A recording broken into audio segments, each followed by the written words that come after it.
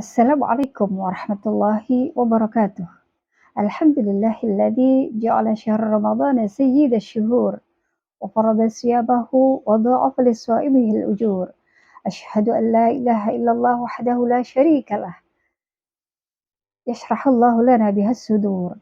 Wa asyhadu anna sayyidana Muhammadan abduhu wa rasuluh, syahadatan addahiruha liyaumin nusyur. Allahumma salli wa sallim ala sayyidina Muhammadin wa ala alihi wa sahbihi salatan wa salaman daimaini mutalazimaini ala mamarril ayyam wa dhuhur amma ba'd. Hadirin rahimakumullah, berbicara tentang kewajiban berpuasa bagi umat Islam di bulan suci Ramadan, Quran Surah Al-Baqarah ayat 183 Allah berfirman, A'udzu billahi minasy syaithanir rajim. Bismillahirrahmanirrahim.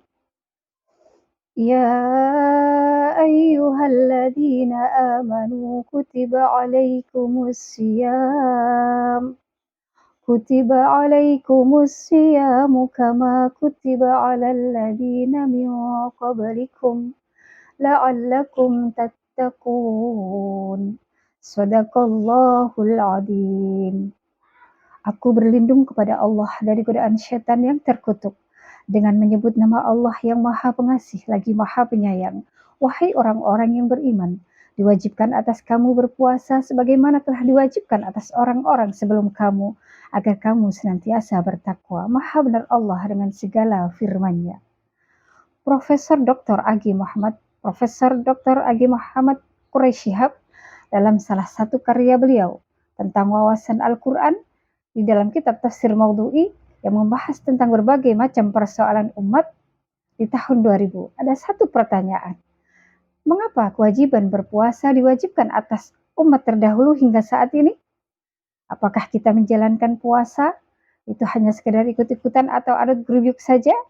Tentu tidak kan? Seperti yang kita tahu, manusia pada dasarnya memiliki kebebasan dalam memilah dan memilih aktivitasnya. Nah, dalam hal ini termasuk makan, minum, dan mohon maaf, tidak terkecuali dalam hal berhubungan seks. Binatang, khususnya beberapa binatang tertentu tidaklah demikian. Mereka mampu mengelola ketiga kebutuhan tersebut dengan sangat baik. Sehingga di dalam dunia hewan ada musim tertentu untuk berkembang biak atau musim kawin. Dan disitulah kuasa Allah mengatur kelangsungan hidup mereka dan menjaganya dari kepunahan. Hadirin rahimakumullah, manusia seperti kita beda lagi ceritanya. Kita dikasih waktu 12 bulan. Yang 11 bulan hampir seluruh organ tubuh kita, terutama pencernaan kita, nggak ada istirahatnya, non-stop bekerja. Apapun yang kita doyan, kita makan. Dan apapun yang kita suka, kita melahapnya. Coba bayangkan saja, ibarat sebuah bejana yang nggak pernah dicuci atau dibersihkan, bagaimana menumpuknya kerak dan kotoran yang ada di dalam tubuh kita. Nah, jika aktivitas seperti ini tidak dibatasi, tidak dikendalikan dengan baik, maka akan berdampak yang tidak baik pula bagi kesehatan fisik dan jiwa kita. Karena itu Rasulullah Shallallahu Alaihi Wasallam menganjurkan, sumu tasihhu, berpuasalah kamu, insya Allah akan jauh lebih sehat. Nafsu syahwat pun demikian, semakin dituruti, semakin diumbar, maka akan semakin susah dikendalikan. Ibarat rasa gatal, semakin digaruk, akan semakin ketagihan. Potensi manusia, betapapun besarnya, tentu memiliki keterbatasan. Jadi sehingga apabila aktivitas dilakukan secara berlebihan ke arah satu sisi saja, katakanlah ke arah fisik atau biologis semata, maka di sisi yang lain, mental spiritual akan terabaikan. Nah, disinilah pengendalian diri diperlukan. Sahabat Ali bin Abi Thalib radhiyallahu anhu berkata, "Rahatul jismi fi qillatil ta'ami wa rahatul nafsi fi qillatil awsani." istirahatnya fisik kita atau tubuh kita yaitu dengan tidak terlalu banyak makan. Sementara tenangnya jiwa kita yaitu sebab sedikitnya dosa. Kemudian warahatul qalbi fi qillatil ihtimami. Dan kunci tenangnya hati yaitu dengan tidak terlalu galau memikirkan urusan duniawi. Hadirin rahimakumullah, sebagaimana tersebut di atas, pengendalian diri di dalam berpuasa inilah yang disebut esensi puasa yang sebenarnya. Dan dalam hal ini termasuk bagaimana kita harus menjaga lidah dan bagaimana menjaga hati kita. Hati kita ini, Masya Allah, luar biasa kotornya. Takabur, sombong, merasa diri lebih penting, paling penting, merasa diri paling pintar sendiri, paling benar sendiri. Dan terkadang apa yang kita lakukan, kita masih butuh dipuji dan diapresiasi. Betul tidak? Hasut, iri, dengki, dan sebagainya. Semua markasnya ada di dalam hati. Mulut pun demikian. Ibarat tong sampah, hal yang paling sulit kita hindari adalah bagaimana untuk tidak ghibah.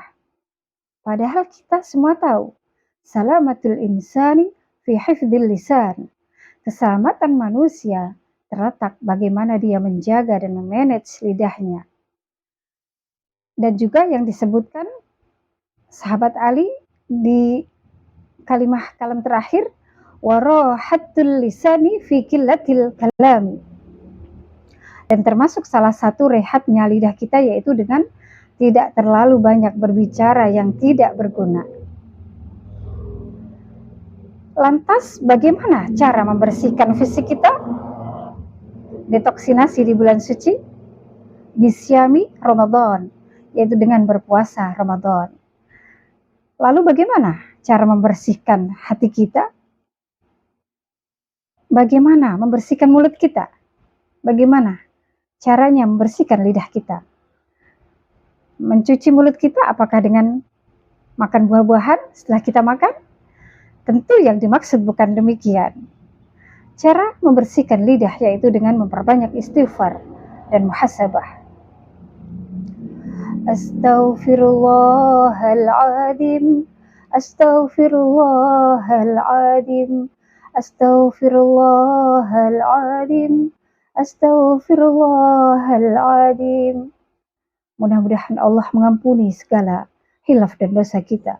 Hadirin rahimakumullah, kita sudah hampir sampai mencapai finish dalam menjalankan ibadah puasa.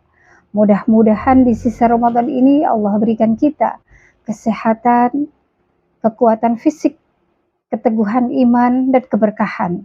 Sehingga setelah Ramadan usai, setelah bersih lidah kita, bersih hati kita, bersih pola pikir kita, maka kita akan menjadi pribadi yang lebih meningkat lagi kualitas takwanya kepada Allah. Dan yang lebih penting, kita menjadi manusia-manusia yang peduli kepada sesama dan peduli kepada makhluk Tuhan yang lainnya. Taqabbalallahu minna wa minkum siyamana wa siyamakum taqabbal ya karim. Wal 'afwu minkum. Wassalamualaikum warahmatullahi wabarakatuh.